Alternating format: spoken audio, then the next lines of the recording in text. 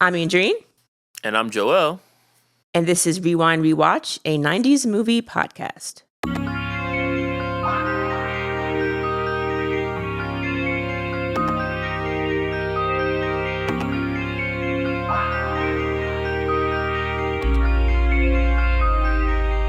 Welcome back to Rewind Rewatch. We are siblings who are rewatching 90s films and then discussing how well they have aged based on today's standards at the end of 2025.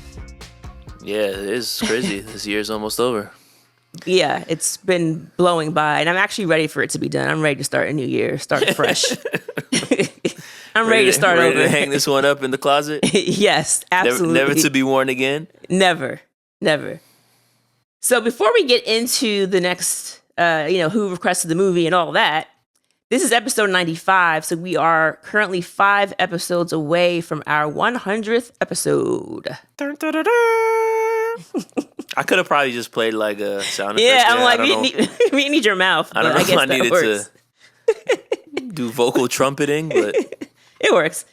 So as Joel has mentioned last week, we are giving you all an opportunity to ask us whatever questions you may wish. So, I mean... With reason. With reason. Let's not get crazy here, folks. So it could be about, 90s movies that we've covered on the pod, questions about something we've said on the show, or just general questions about Joel and myself. And in order to do that, we would love for you all to leave us a voicemail that we can then play on the episode and then answer your question on the episode. The phone number is 202-688-5195. And that number is also on our show description. So wherever you're listening to for this podcast, you can find the number there. Give us a call, leave us a voicemail, and we are very excited about being able to answer those questions on the pod.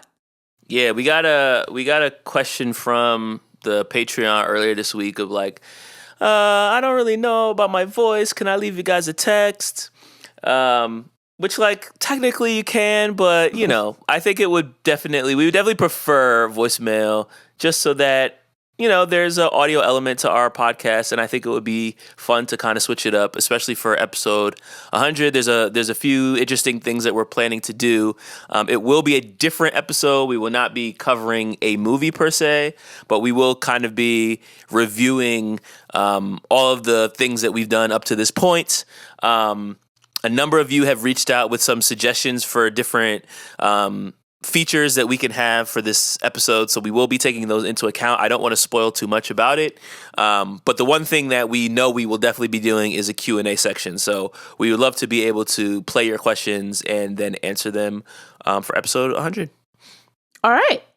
So moving on to today's episode, we are covering the Birdcage from 1996. This is rated R with a 2-hour runtime.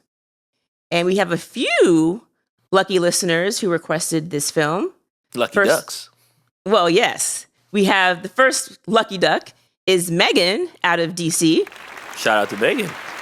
We also have another lucky duck, Jessica, getting lucky in Kentucky.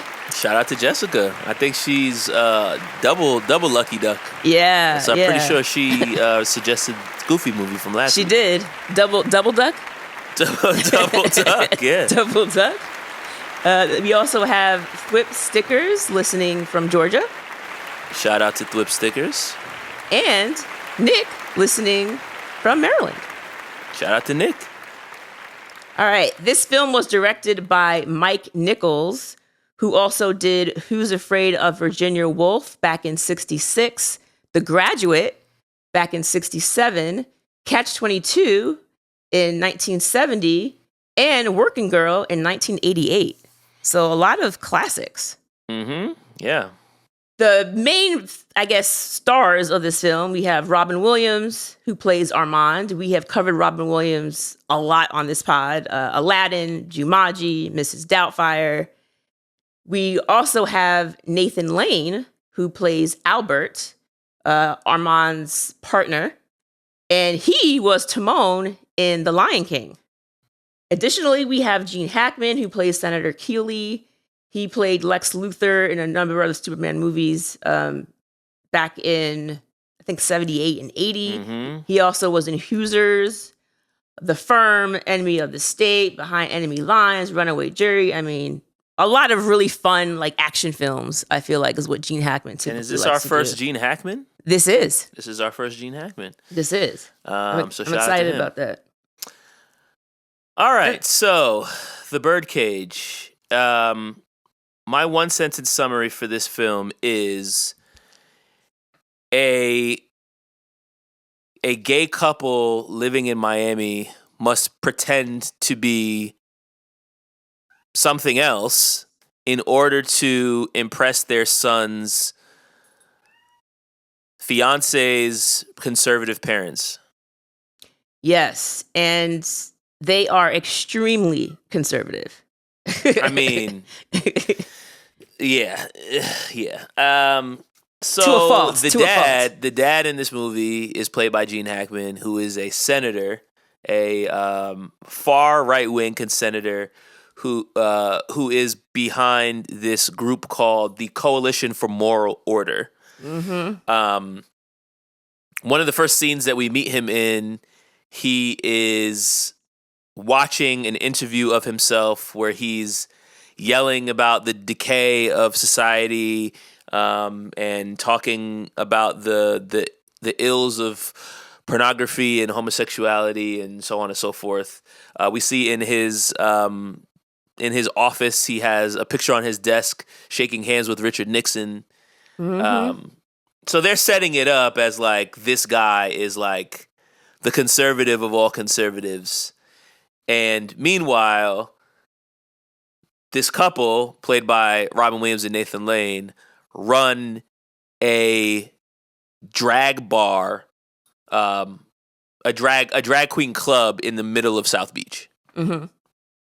And this club is called the Birdcage. And it's a very popular club because when we first see them in the club, Armand, played by Robin Williams, is walking around, and they mention that the Kennedys are there. So they're making pretty nice coin off of this club. You have the drag queens come out, they're doing their dance numbers. And I mean, it seems like a good time, if I'm being honest.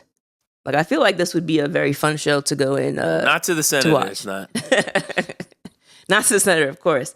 And so we see that Armand is in a relationship with Albert, played by Nathan Lane. And I just got to say that Nathan Lane absolutely crushed this film. 100%. Like he goes crazy. He puts on a masterclass throughout the whole movie. Mm-hmm, mm-hmm. Because we find out at the beginning that Robin Williams runs the club. But Albert is the star performer.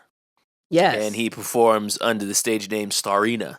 Mm-hmm. And at the beginning of the film, he's basically throwing a conniption, refusing to get on stage because he doesn't feel beautiful, and he basically he's portraying himself as this very coddled superstar that needs constant affection and affirmation.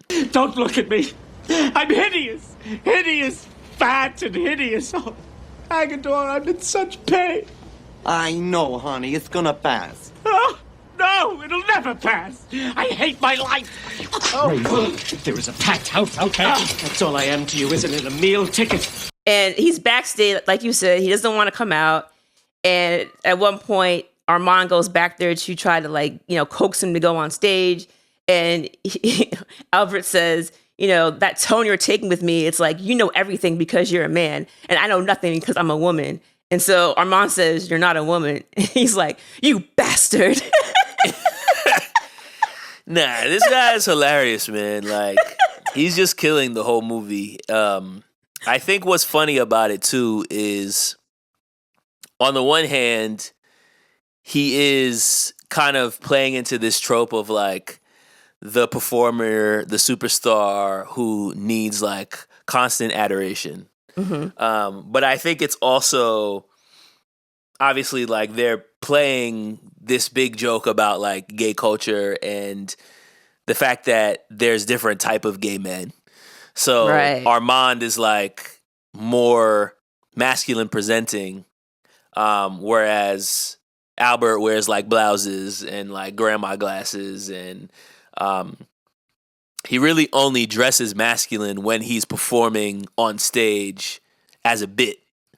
And that comes to play later when they have to try to like mask who they are for their son's benefits. And he basically is trying to like learn how to walk manly, and he wears a suit, and he tries to like tamper down who he is. Yeah. But it's funny because, you know, you're kind of like seeing this guy who, because of his lifestyle and because of where he lives and because of the openness and freedom that he has in his lifestyle, he doesn't feel the need to ever have to like present in a masculine way. And he doesn't really have to because he lives on South Beach. Correct.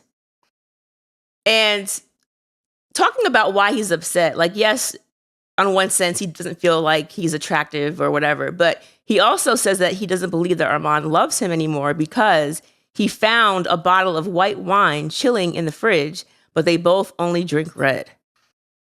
So he's observant, and he's like, what's going on here? Like, what exactly is happening? And later on, he ends up going on stage, and we see that Armand seems to be hiding that someone is coming to see him, and he doesn't want Albert to know. So watching this for the first time, you're thinking like, oh, he is cheating. Like, what is going on here? And it turns out that this gentleman, Val, shows up, who's 20 years old. And when they first start to interact, it is kind of like, you're like, what's happening here? Because they look Armand, comfortable. Yeah, he walks over, he's touching his hair. I can't believe you cut it, but I like it. Oh, I feel a little bit bloated. Do you want something to drink? And the whole time you're like, bro, this guy is way younger than him, first of all. And also like, why are you cheating on Albert? And then we find out that, in fact, Val is his son, not his lover. And Val is there to tell his father that he is 20, yes, but he is getting married to a girl. And he's like, oh no. Because it's like, bro, like, you're way too young. You're only 20 years old. What are you doing? And as he's telling his father more and more about the relationship, it's like, yes, you know, I'm marrying this girl. I know you don't really approve of it, but this is kind of what I want to do. And later on, we find out, like you said, that her parents are uber conservative, and they decide that they want to, you know, come down to meet the family. We'll explain why later on. And basically he tells his father, like, they're coming, so we're going to have to change the way your house is set up because, like, it's too gay. And we cannot have Albert here because Albert, like you said, is very feminine presenting. And not only that, he's also very dramatic. Yes. Like, he's going to make the whole dinner about himself mad hot. Like, he's going to make the whole thing. He's going to blow the whole thing out of proportion. And it's funny because on the one hand, 100%, like, that is exactly what he does. But it's also funny because at a certain point, they try to hide him. He runs away. It's a whole thing. And so they try to have the dinner without Albert there. And without Albert there, the dinner is mad dry. So it's like, yeah, Albert is mad extra. Albert is like, he does too much. He can definitely be a little bit more than you feel like dealing with. Mm-hmm. But he's never going to be boring. That's very true. When he wasn't in the room and the senator and his wife first come over with the fiancé, that room was mad boring, bro. Like, they had literally nothing to talk about, nothing to say. Like, it was just like, everybody was just like walking on eggshells. It was trash. You're absolutely right about that. So let's talk about a little bit like why the senator decides to go there. So as you said, the senator is uber conservative, and we find out through like a news story that the co-founder of this coalition for moral order was found dead in the bed of a sex worker. And we find out not only was she a sex worker, she was a minor, and the kicker, she was black. Which is probably the worst part for them. 3 for 3. Did you notice who the black sex worker was? I did. It was Angela from Boy Meets World. Yes, Trina McGee. Shout out to her. Yeah, shout out. You had a huge crush on her back in the day. I mean, how could I not? I mean, I did too, to be honest. She's gorgeous. She's amazing. Yeah. And so the senator now is thinking like, oh, this is a big scandal. And, what can we do? What can we do to make this better? And his wife says, her name is Louise Keeley. She decides that what we need to do is have, quote, a big white wedding. And this will distance them. It's like it's coded, but it's not coded. Yeah. That's crazy. A big, beautiful white wedding. Yes. They want to distance themselves from like the senator's sex scandal. And basically they're saying like, this is what we can do to kind of clean it up. It'll be family. It'll be purity. It'll be tradition. It'll be all the things that are not sleeping with a black sex worker. Correct. Despite the fact that, her daughter's 18 and this kid that her daughter is going to marry is 20. So it's like really not a good idea. And when she first presents it to them, they're like, absolutely not. This is stupid. But now that, the ratings, his political ratings are tanking. Mm-hmm. He's up for re-election. He doesn't know what to do. He's literally hiding from the press, climbing in and out of his own bedroom window. Basically, like, this is his wife's idea of getting in front of it to try to change the narrative. Oh, we can basically have our daughter have this beautiful wedding, and that will kind of change the story. And the thing about it is, when the daughter, who was played by Callista Flockhart, who we know as Ally McBeal. Her name is Barbara. She tells her parents, the way she tells her parents, I thought was really wild. Because she basically says, like, yes, like, I'm going to marry him. We've been sleeping together for over a year. It's like, that didn't need to be the leading detail. I've been seeing him for over a year. Yeah, we have been together for over a year. Yeah. We've been banging for over a year. Like, this is not the way that you present your fiance to your parents. But that seems funny because then her dad says, has he been tested? And then the mom's like, oh, Kevin. And Barbara's like, yes, and so have I. And then the mom's like, oh, Barbara. Right. Like, is that worse? Is it worse that they've been tested? Like, come on. That should have been like, oh, thank you. Right. And that's the thing. They're playing up this conservative where it's like, oh, we can't even talk about sex. Like, it's like she's being safe. She's being smart. It's a good thing that they've both been tested and they're getting married. Like, you should be happy about this. So Barbara's aware of the fact that Val's parents consist of two men. And so she lies to her family and says that, they're a Christian family. They have to lie about the fact that they're Jewish, apparently.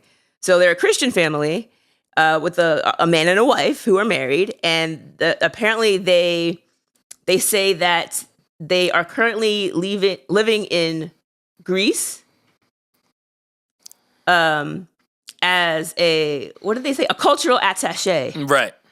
For Greece. It's like, oh, that's so lovely. A cultural attache and a housewife.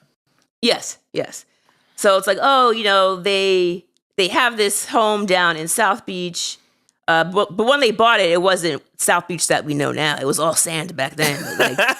But now all of these clubs and gay cabarets have just kind of grown up, like built up Popped around up them. Out of nowhere. Yeah, this is not the South Beach we knew. And I gotta say, like, seeing them drive in South Beach with, like, always sees a bunch of butts, right? Butts, It's a lot of butts. Thongs, a lot of Speedos and thong bikinis. Yes. So I'm seeing them drive down the street and, like, just a bunch of 20-somethings, And I'm like, at my age now, like, in my early 40s, I'm like, I want no parts of that. Like, it just seemed like a huge headache. I was like, oh, no. So I can only imagine how her parents felt. Oh, man. I'm That's too old. funny, man. I'm too old for it now. I was like, oh, this seems like a headache, a heartache, heartburn, all of that. Too much going on. Too much for me. So now, at first when Val tells his father, like, I need you to do this thing, he says no, because it's like, I spent most of my years living in the closet. And he's like, in the past 20 years, I've finally become comfortable with myself and who I am in my relationship. And now you're telling me to stuff it back down for this girl and, like, the senator. He's like, no, I'm not going to do it. But then eventually he relents because he loves his son and he wants to help his son, to, I guess, get married. So he decides to do it. I gotta say, I hate this plan. This plan stinks.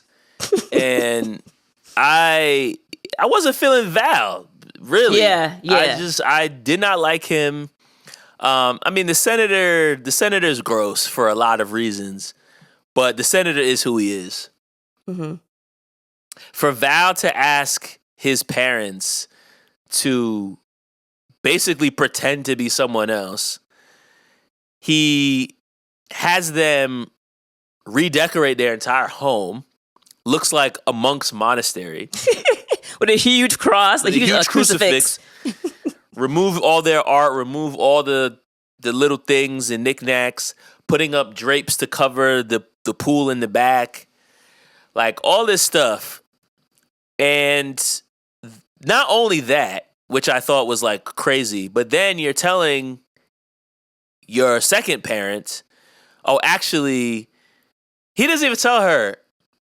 He doesn't even say like, oh, Albert needs to leave town. He says to, what's Robin Williams? Armand. He says to Armand, like, yo, talk to Albert and have him leave town. Yeah. Like, why didn't you just tell him yourself? Right. Like, they both raised you. So, like, This is also your parents. So then it's like, he's basically just doing all this. It just felt mad scummy. And it's one thing to be like, hey, Dad, I'm getting married. It's another thing to be like, I need you to lie about who you are so I can marry this 18-year-old girl that I just met.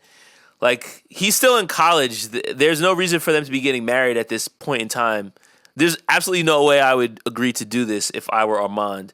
Number one, because screw you. I just came out the closet. I've been hiding who I am for years. Not just came out the closet, but still. Like, I'm not going back in. Like, I'm out. Yeah. Like, I'm not going back in, dog. Yeah. And number two, you barely know this girl. This is not, I don't know, it's not a compelling enough situation for me to fundamentally change who I am to impress these people for this relationship that I have no inclination is even going to last past a year from now. Like, I'm not doing this. And not only that, you have never even met this girl before. What if you hate her as the father? Right. Yeah. Right. This is just some woman that I found out about last night. And the way that he was tiptoeing around, now that I mention it, like, it was not clear to me that Albert and Armand both raised Val until we saw Albert going through the photo album. And then we see, like, oh, Albert's been here the whole time. Yeah. Because the way that number one, he comes to the house, doesn't tell Albert. They're hiding it from Albert the whole time.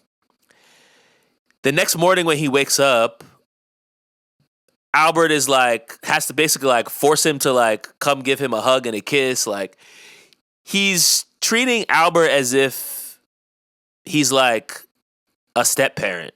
Which doesn't add up when you see like, oh, Albert and Armand have been together for like the entirety of Val's life. And his biological mother was someone who literally just slept with his dad one time. So I didn't really understand what that was about. It seemed like they didn't have a relationship and like he was only really treating Armand like his dad. I thought that was weird. That's a good point because when it comes to Albert was definitely, I thought it was initially that like Albert just wanted to love on his partner's son. It's kind of like how I saw it. He's like, oh, like Val's in town. Let me go, to the bakery and get him this and get him that. And, he never wears all the shirts that I send him. I'll do his laundry. Like he was very much taking up that mother role. But I also felt, to your point, that he was like trying to show Val that he cares and like trying to do what he can to like get Val on his side. But yeah, I don't know why maybe a part of it is that maybe he's kind of embarrassed of the fact that his dad is a gay man. Because later on, but they're both gay men. Well, yes, but I mean, like this is his partner. Like maybe it's something about the fact that like this is my dad's partner. He feels weird about. I don't know, because later on, when like his dad's basically like, yeah, I don't want to hide who I am. Val reminds him like, well, yeah, when I was in kindergarten, like you told me to lie to my teacher and say you were a businessman or something. So I think in his mind, he's like, I've always been lying about who you are. So why should I stop now? Yeah, that doesn't add up for me. That doesn't add up for me because your dad's out now. So it's like, respect that. I understand. No, I agree. I think it's even crazier to be like, yo, your partner who you've been with for decades, have them leave town. Like, what? Yeah, and he doesn't even have the balls to have the conversation with Armand, with Albert himself. Yeah. He's asking his dad to do it, so, surreptitiously, while he like hides in another room. I'm like, yo, this guy sucks. He does suck, which also shows that he's not adult enough or mature enough to get married. No, he's not. He's not. I was not feeling Val. He's the true villain of this film.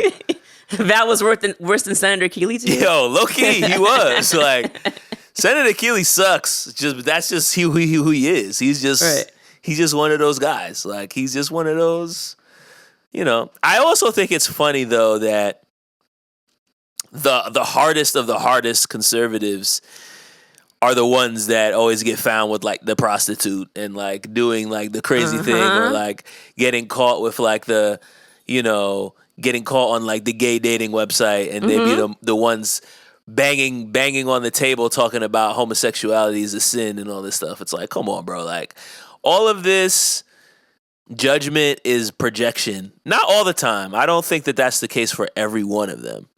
But I do think for a lot of people, it's like embarrassment and shame, and then they turn it into this political belief, but it's really just like, I'm ashamed of who I am, and so I'm going to preach against it so that people don't ever find out that this is really what I'm on. It's like, yo, come on, man. This is just so unnecessary. Well, that goes back to Hamlet, where it says, the lady doth protest too much. Yo, you doth, yeah. You really doth. You really doth protest too much. It's like, come on, man. You're doing way too much. Like, the Coalition for Moral Order, I was already like, I'm over this guy off rips. I was already over Senator Keeley. He was already trash. Yeah, I mean, he says a lot of offensive things. He talks about the fact that he believes homosexuality is one of the things that's weakening the country, which doesn't make any sense. And then he also makes, racist comments when it came to their houseman, who was Agador. Agador is this like flamboyantly gay Guatemalan houseman that Armand has. Played by Hank Azaria. Oh, he's fantastic. He typically walks around with booty shorts, no shirt on, Bare feet. or a bikini top. That's typically what he's wearing. He definitely does not wear shoes. We know that. We know that he does not wear shoes. He's hilarious because he's always the one who's like trying to calm down Albert when Albert is doing the most. He tries to interject and help out. The Pirin tablets? That was amazing. The Pirin, he's like, oh, I got your Pirin tablets. Oh, thank you so much, Agador, darling. I don't know what I would do without them. And then Armand's like, yo, what is this? What are you giving him, drugs? What are Pirin tablets? He's like, oh, no, it's just aspirin. I just scratched out the A and the S. Oh, it was perfect. It was perfect. His delivery, everything that he was doing was fantastic. Apparently, he said that he was channeling his grandmother for a lot of the things that he was doing in this role of Agador. Anyway, he was just funny.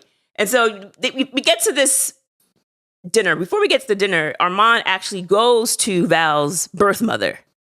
And the birth mother is doing really well for herself. She is played by Christine Baranski. And we saw her in Cruel Intentions. She was the one who was Cecile's her mom, saying how she dragged the black guy from off of the street. I donate to the NAACP. And I voted for Colin Powell. So yeah, she's hilarious. She plays Catherine. And she was, like you said, the one night stand. It appears as though Catherine and Armand had met like in the theater somewhere. Yeah. They were singing and dancing together. They were reminiscing. And apparently she thought he had a really great body and she wanted to have sex with him. And Armand said, why not try having sex with a woman for once? And he did. And she ends up becoming pregnant, giving birth to Val. She was way too young. I think she was like 20 or something and did not want to be a mother. And so basically he got custody of Val. In exchange, he ended up giving her money that she used to build this dance studio empire. And Armand goes to her office to basically say, hey, this is what's going on. We would love for you to come and, be Val's mom for the dinner so we can get him married to this senator's daughter. She agrees to do so. And what ends up happening is she gets stuck in traffic and she can't make it. So as you said, they're at this dinner. It's very dry. They have nothing to talk about. And so Albert, while this is going on, has locked himself in the bedroom and refused to come out because how dare they ask him to go away and not be here. But Albert decides, you know what? I'm going to come out and I'm going to help. So now Albert ends up dressing up. And I think he's also trying to stick it to them for trying to kick him out the house. He's like, nah, I'm not leaving. I'm about to make an entrance. And an entrance he does make because he comes out dressed like a stereotypical, I guess, housewife in this setting. And I mean, he is like schmoozing with the senator. He's saying all the right things that the senator would absolutely love. Yeah. There's an idiotic issue. Gays in the military. I mean, those haircuts, those uniforms. Who cares? You shouldn't be talking about things you don't know about. Val, don't patronize your mother. She's an amazingly intelligent woman. I think homosexuality... Lot more ice for you. Lots more ice, Dad. One of the things that's weakening this country. Really? That's what I thought until I found out Alexander the Great was a fag. Talk about gays in the military. How about those dolphins, huh? He's saying all the wrong things, but the senator's eating it up. I mean, they were talking, the abortion conversation, bro. Like, my jaw just dropped open. I said, "Oh my God, I completely forgot about this part." He's like, if they want to have abortions, you should just kill the mothers too. You're already killing the fetuses. Just two birds with one stone, or something crazy like that. He said, if you're gonna kill someone, kill the mother. I know what you're gonna say. If the mother dies, the fetus dies too. Well, down with the ship, I say. Jeez. I said, oh my God. That's insane. And Val's like, Mom, you had too much to drink. Mom, give me the wine. Nah, yeah. And that's the thing. Albert's turning up the whole time. Like, he's just pouring wine. He's pouring wine and schmoozing and pouring wine and schmoozing. And he's in his bag. And one thing we know about Albert is he performs as Starina. He performs as a woman every night. He has he has like a closet full of wigs. Mm-hmm. So he's like, all right, I'm about to just put on one of my characters and let's go. I'm just going to perform. This dude's hilarious. And the crazy part about it is the senator loves him. Yeah. Yeah. And the more he starts to love the wife, he starts to hate Armand. Because he's like, I see what's happening here. Armand is one of those like rich, types who doesn't really respect a woman who comes from humble means. And, she is this downtrodden housewife. And his own wife. And his wife, And he's looking like, at him Armand like, keeps trying to silence her. Bro, what? His own wife is looking at him like, but why are you so invested in the wife? I feel like you don't feel this way about me. And he's like, oh, no, this, that, and the other. And well, that's because his wife has no bars. Like, that's really what this is. Like, his wife doesn't really say anything interesting ever. She's just like, she's a political wife. She just stands there. She smiles and nods and laughs at jokes. But to be fair, it was the mom's idea to have the wedding. That's true. Yes, that's true. She did contribute that. She does have some input. But it wasn't enough to get the senator excited. She has a little bit of input, but she's not interesting. I see what you're saying. The housewife that Albert is playing, very interesting woman. Making jokes, schmoozing, doing all the things, complimenting the senator, boosting his ego. He's eating it all up. But what's so dumb about this is like, yes, we know that Albert dresses in drag for the show every night, but it's like, y'all can't tell this is a man just wearing a wig? Well, you know how it is. What was the movie? What was the other movie we covered where Junior? Yes. Yes, it was Junior. Arnold Schwarzenegger put on a wig and it was like, you couldn't tell? But I was thinking about Boondock Saints. Oh, yeah. With Willem Dafoe. Like, if anybody has ever looked more like a man, I'd like to see. Because there's nothing about Willem Dafoe's face that gives me, this could be a woman. That was the most ridiculous. But yeah, this one is also like, all right, come on, man. Like Nathan Lane doesn't look that much like a woman. He just, but you know, it's good. It's good. It's good for the jokes. It's good for the jokes. Yeah. So they're having a good old time, but then they have this whole scene with the dinner where they come to put the soup in, and they serve these bowls, and the bowls have a bunch of gay men on them, apparently. Yeah, Because, but it's like Greek art.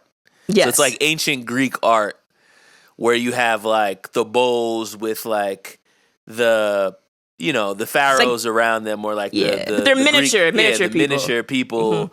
You know, like how, I don't even know how to describe it other than that.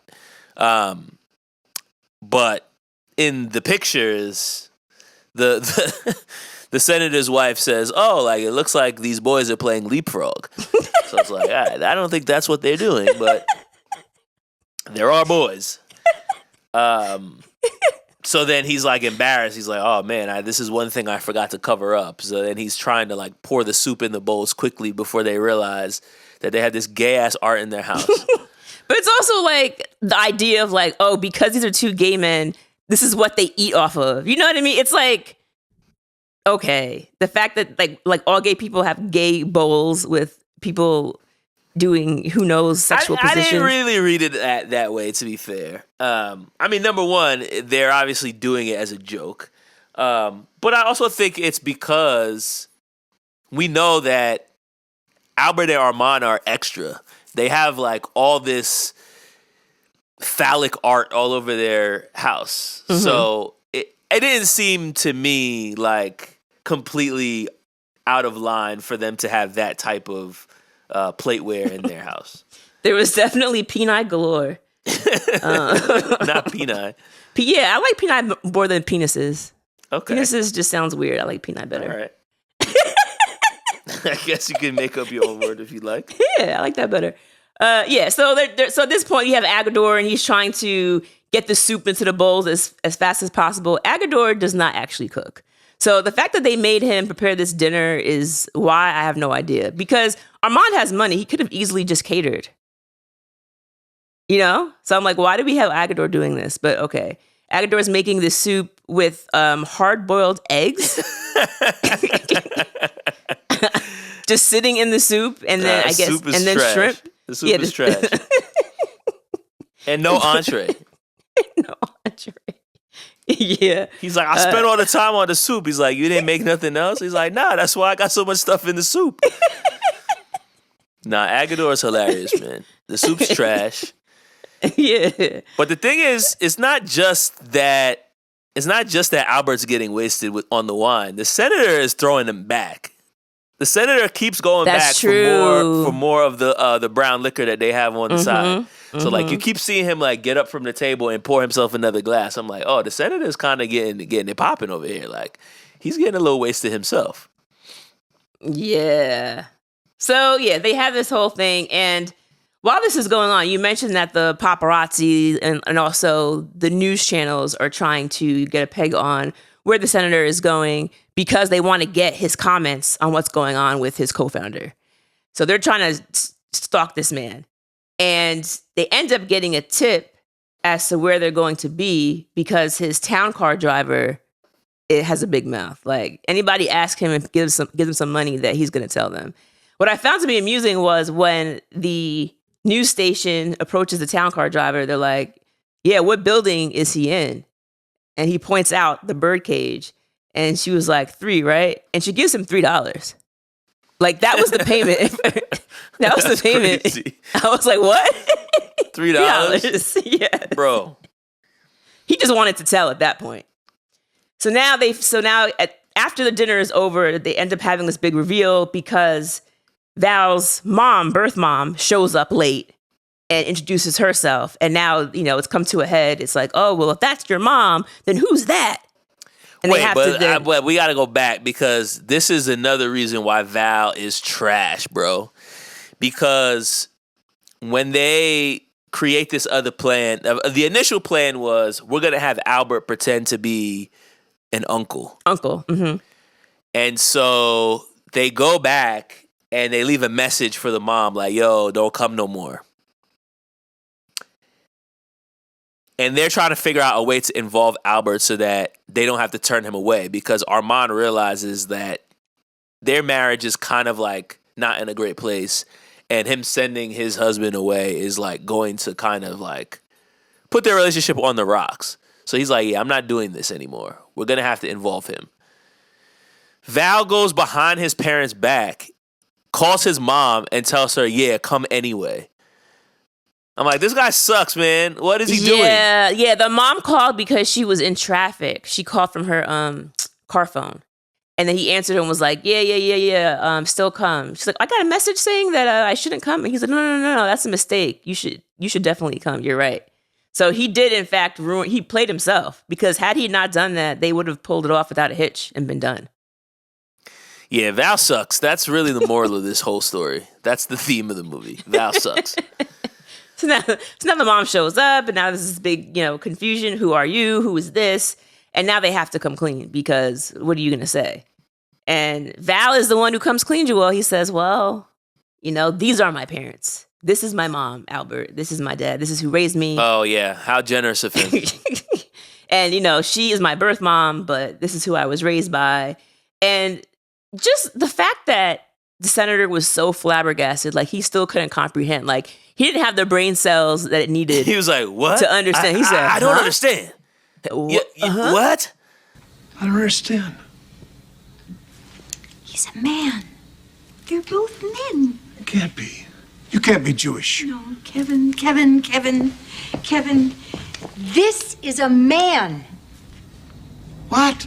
And then his wife is like, they're together. They're two men. They're gay. Like they're a couple. And he's like, wait, you're not Jewish? That can't be. No, you are Jewish? That can't be. And it's like, that's what you're stuck on? Yeah, they're Jewish? he was more offended by them being Jewish. Nah, he was crazy, man. I feel like he was also like developing a crush for the mom. A little bit. It's like, then yeah. he finds out the mom's a man, and now he's starting to question his own sexuality on top of everything else. And they're Jews. Oh my God, this is awful. God forbid. Right. God forbid. So at this point, they're like, he's getting ready to go. He tells his daughter, let's get out of here. And the Barbara says to Val's family, like, I would have loved to have been a part of this family, but obviously she's a child. She's not even 18 yet. She's like 17. And she says, basically, her dad's saying it's not going to happen. So she's like, I guess, this has to be wrapped. So they're getting ready to leave. They open the front door, but all the paparazzi is there. Yeah, but it's also like, y'all go to the same school. Like, y'all could just keep dating. You don't have to get married. Yeah, I don't know why the rush to marry was the thing. It didn't have to be like, well, I guess I'll just see you in another lifetime, Val. Like, I don't understand. Like, you're going to see him next semester, bro. Like, relax. Just don't get married. Like, or wait till you're 21 and then do what you want. It was so crazy. Yeah, I don't know what the rush was. But now they're realizing they can't leave out the front door, because how are they going to explain walking out of this gay couple's apartment? So this is when Albert has the idea. He says, well, at the end of our show, we always do We Are Family. And, all the dancers get off the stage. They end up like commingling with the audience. We dance. So in that moment, I know how we can get you out. And so the plan is to dress the senator, his wife, and Barbara up as if they are part of the show. And then have them all, secretly blend into the crowd and then get out that way. And I gotta say, it was very entertaining to see Gene Hackman dressed in drag. I mean, the irony of it too, right? Like, this Republican senator has to dress in drag to avoid getting caught inside of a drag show. Yeah. It's perfect. It's a perfect way to end the movie. It's so good. Yeah. And he just looks so uncomfortable the whole time. But then he gets upset, because then he's like, hey, how come no one's dancing with me? Because you look crazy, bro. You look absolutely insane. And I'll tell you what, his wife looked really hot in her get up. The black hat, like the fishnets, the leather look, like she looks nice. She looks nice. Oh, man. So they end up dancing. We Are Family. They end up going outside. Nobody is able to recognize them, and they get away. And at the end, they're happy. You see Val with Armand and Albert, and they're happy. Now, one thing we didn't really talk But about. at the end, they end up having their big white wedding, Oh, that's right. During the credits. which I was like, wait, so after all this, they got married anyway? And how is the senator explaining that his daughter is marrying the son of this gay couple? Like, that kind of just never really got explained. I guess maybe he had a change of heart after he got to dress in drag himself. I guess that's what we're supposed to be led to believe. The wedding has 2 officiants, one Christian, one Jewish. And it's a huge wedding, and like Bob Dole is there, and like it's this whole thing. But I'm like, wait, so after all this, they got married anyway? Like, all right, I didn't really need this movie to end with a wedding, but all right, I guess that was a choice. They could have left that out for me. Yeah, just have them get away and be like, that was it. Yeah, like that's just the end of it. But I guess they had to show like Val and his lady still got to be together or whatever. I don't know. You got to have love and romance. Val sucks, so I didn't really need that personally. You didn't care what happened to Val. No, I didn't care what happened to him at all. I was more concerned with his parents than I didn't care about Val. Yeah. So talking about, having a nice romantic, relationship, when it came to Armand and Albert, one thing that Albert was saying throughout the film was that he wanted a palimony agreement. Are you familiar with that phrase or that terminology? Not really, but I could kind of like draw conclusions about what that means. Like it seems like a alimony agreement between friends.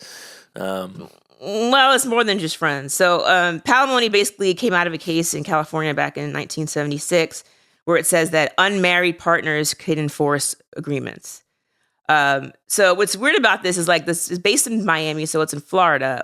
Florida doesn't actually recognize palimony agreements, but you can have a legally enforceable contract, which basically says that, we agree that I would have this amount as far as like finances or this part of the house. It's ruled under contract law because that's not really family law. But basically, they look at the relationship, like the length, how long you guys have been together. They're holding themselves out to be a couple. They see themselves as basically man and wife. They live together. They have commingled funds. And in this agreement, Armand basically says that he's giving like 50% of the Birdcage to Albert. So now it's like we are actually partners by contract. Because honestly, without a contract, Albert gets nothing if they split. Right. Because you got to remember, this is back in 96. So marriage was not legal for homosexuals back then. Right. So it's like, this is really the only way I have any kind of security. So at the beginning when I'm watching it, I'm like, yo, Albert's extra. He's doing the most. But when you think about it, he was right. Because it's like, bro, I really have nothing to show for this relationship. He also was extra, though. No, yeah, he was. No, he was extra. But I think like the reason why he was being extra, I can get with, because it's like, I need to make sure that I'm legally protected. And Armand basically says like, yes, I drew this up. Here's the agreement. It's all here. You get half of it. And he has this nice scene with him on the bus stop stoop. This is when Albert had said that he was going to go to a cemetery. After Val and Armand asked him to leave, he was like, well, I'm just going to get out of here then. I'm going to go to a cemetery and stay there. With his toothbrush. That's all he packed. That's all he packed was a toothbrush. He said, Agador, get my toothbrush. And Armand chases him down and says basically like, if you're going to go to this cemetery, then I'm going to have to change my plot to be buried next to you, And they have this nice conversation where they express that they still love each other. They're going to be together. And what's interesting is that you have this senator who has his idea of what a moral and healthy relationship looks like, which would be, heterosexual, white, Christian, right? But yet you have these two homosexuals who have a much stronger relationship, I would say, because looking at this dinner, I don't think that the senator's wife is very happy in that relationship. No, she's not. At all. That's why she gets so offended by the attention that he's giving to this housewife, whatever Albert's pretending his name is. Mm-hmm. Yeah. So it's like they're different, but it's also like their relationship is strong. They love each other. They've been committed for a long time, and they work together. I mean, how many couples can work together and live together and be happy? That's a lot. Yeah, I already I thought don't that know was if a I could do terrible that. idea from the I don't beginning. know if I could do that. I'm like, wait, his star performer is his partner? I'm like, nah, this is crazy. Like, this is a disaster waiting to happen. All right, were there any quotes you want to talk about or any particular scenes that you thought were funny that we didn't mention?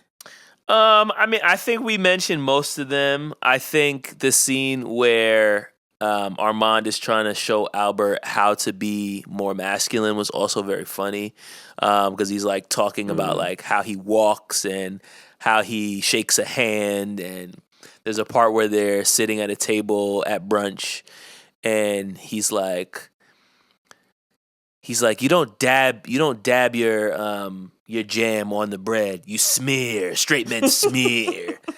And so he tries to smear on his bread, and he goes, I pierced the toast. And because the bread breaks. Yeah. And then he's like, I pierced the toast.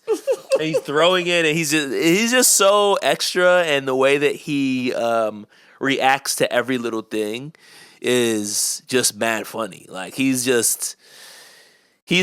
hilarious in like every single scene he's in. Yeah, he was definitely the highlight for me. Two things I wanted to point out is one, when they talk about the dead senator in bed with the sex worker, they said that the dead senator's last words were, "The money's on the dresser, chocolate." Yeah, that's which crazy. I thought was hilarious. That's crazy. And then when the senator is trying to decide like who should officiate the wedding for his daughter and Val, he says, "Who should we get? The Pope? No, he's too controversial. Billy Graham? No, he's too liberal." I said, "What?"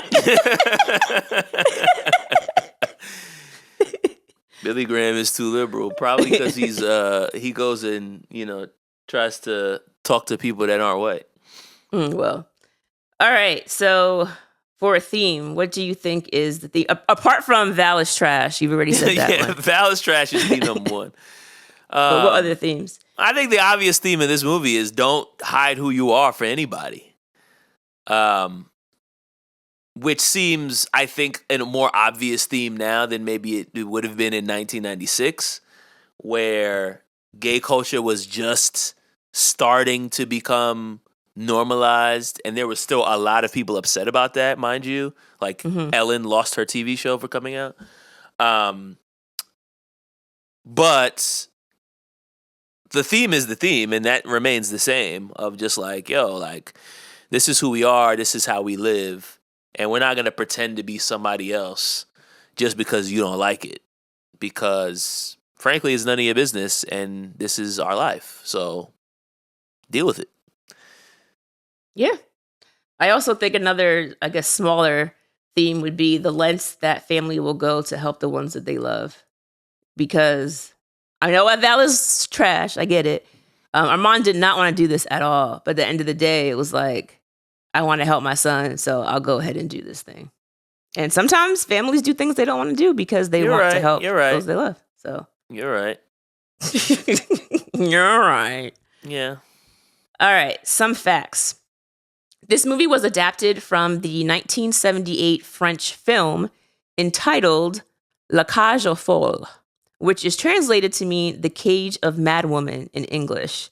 Madwoman is a euphemism for gay men in French. It was based on a French play of the same name that came out in 1973. So basically, a play to a film to now an American film. In 1983, it opened up on Broadway as a musical in New York.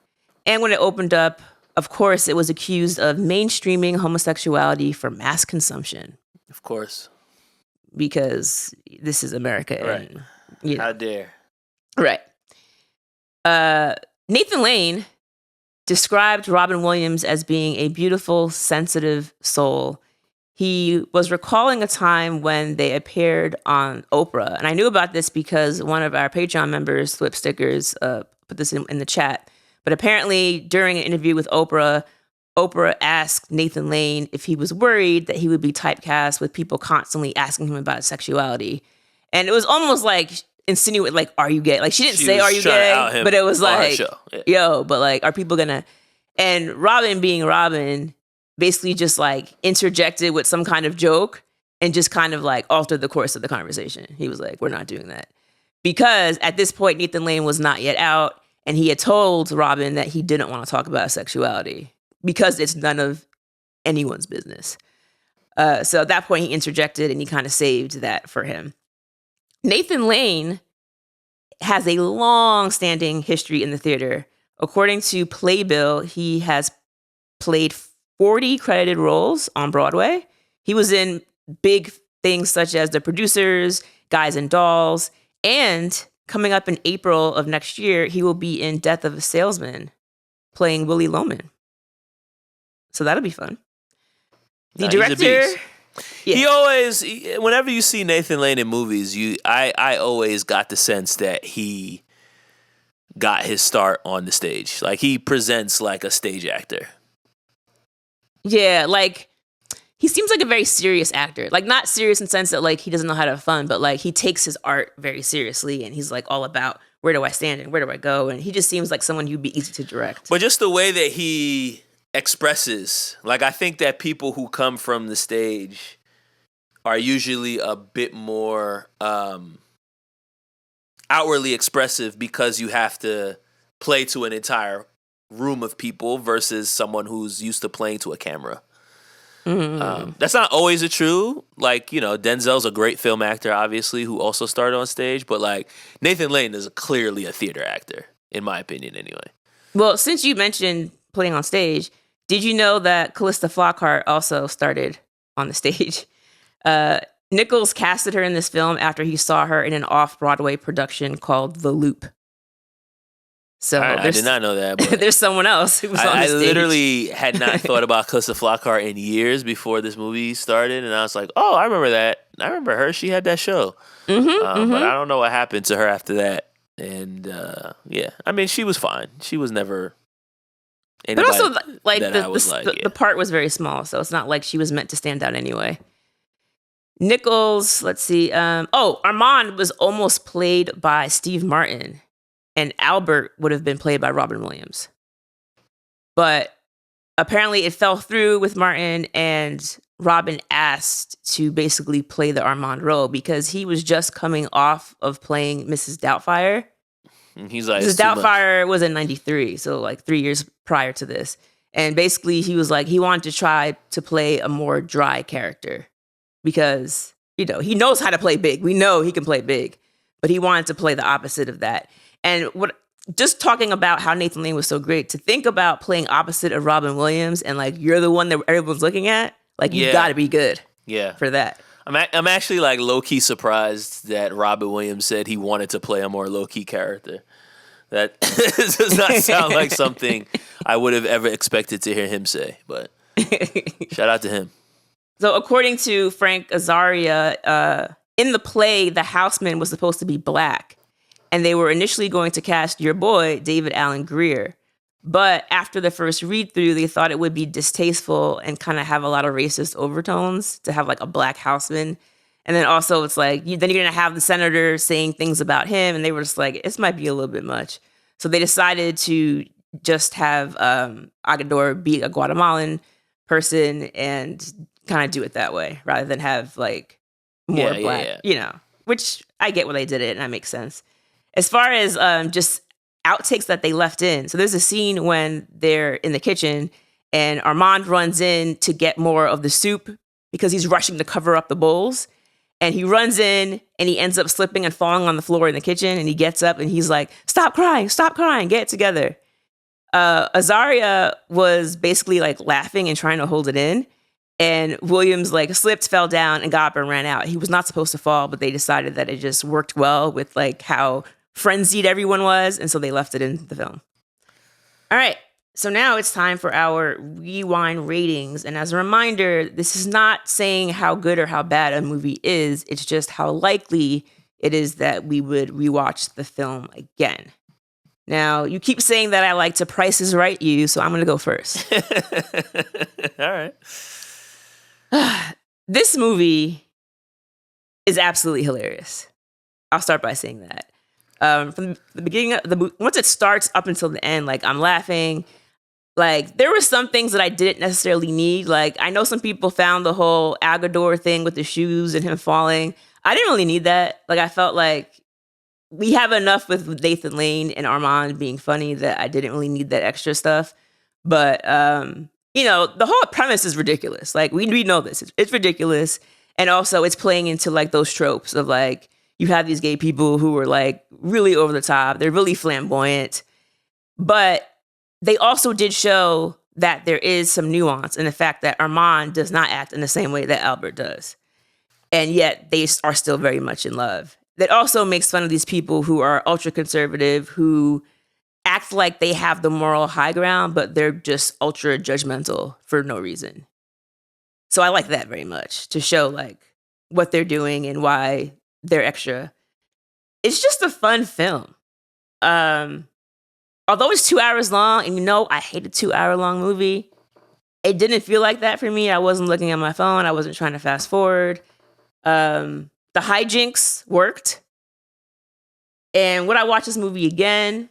I would absolutely watch it again. There are things that didn't age well. I will say that. Like, a lot of the racist stuff was like really over the top. The talk about, you know, killing abortion doctors. I mean, like, and yes, it's all done in fun and games and it's all done in jokes, but like some of it's kind of just like, well, y'all are doing a lot. But so maybe I'll knock off a point for that, but I'm gonna give this a strong 4. Yeah, 4 rewinds is a very good score. It's a good score. Yeah, I think this is only like my second time seeing this movie. I did not remember like the details of the plot. I was actually making a joke in one of my group chats earlier this week that like I don't really feel like I remember anything until I see it more than once. So I mean, it wasn't really a joke. That's actually like true. But yeah, I feel like I remembered enjoying it. Watching it again for the pod, I enjoyed it again. I do think that this movie is like really funny. And I think to your point about like some of the stuff that doesn't age well, I think some of that is the fact that this movie's almost 30 years old. But I also think that a lot of it is like purposefully distasteful to kind of show like the mindset of these ultra conservative people. And so I don't know if I would knock that as like an indictment on the film itself, as more so of like, hey, let's highlight how bigoted these people can be. Anyway, having said that, I would definitely watch this movie again. I don't know if it's quite a 5. Like, it wasn't like one of the best comedies I've ever seen, but it is very funny. I think Nathan Lane, like I said, puts on a masterclass. Hank Azaria is very funny. And it is kind of refreshing to see Robin Williams play the straight man. I mean, no pun intended, in this movie. So I'm also going to give it a 4 rewinds. Ooh, double 4. All right, y'all. Well, if you have a movie that you would like for us to rewind, rewatch, and review, you can send us an email to rewindrewatch1990s or hit us up on social media at RR90spod. And please continue to let us know where you are listening from. I would like to give a shout out to one of our lovely listeners, Zach, who is listening from Park Ridge, which is apparently a suburb of Chicago. So in response to last week's episode about a Goofy movie, he screenshot his Spotify Wrapped. You know, everybody's getting these Spotify Wraps now that tells you, you know, the album you listen to the most, your favorite artist, your favorite podcast, all that stuff. And so his Spotify Wrap for the year, it had Eye to Eye by Tevin Campbell as one of his top 5 songs of the year. Love that. I love that for you, Zach. Because when I tell you I have been playing Eye to Eye like for the past week, ever since we did the episode, I was like listening to it. I was like, all right. And then we put out the episode on last Thursday, and I was like listening to it again. Yep. And then I went to the gym, and then I randomly heard some remix version of Eye to Eye that I never heard before. It was like a punk rock version. I was like, yo, dude, I didn't even know this existed. So now I was listening to that. But Eye to Eye gets crazy. So shout out to Zach. And then in addition to that, he also sent us a private message showing that our podcast was his top podcast of the year. Love that. So double shout out to Zach. All right, y'all. All right, Illinois in the house. Yeah, I know. Don't forget to leave us a review, a rating, or a comment wherever you listen. If you would like to support the show and get access to bonus episodes, including being able to vote and have an exclusive chat, you can join our Patreon for just $5 a month.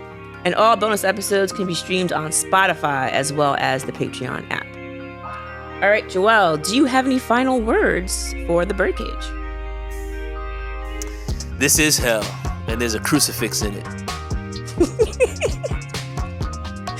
All right, y'all. All right, y'all. We will see you next week. Yes, we will. Adios. Later.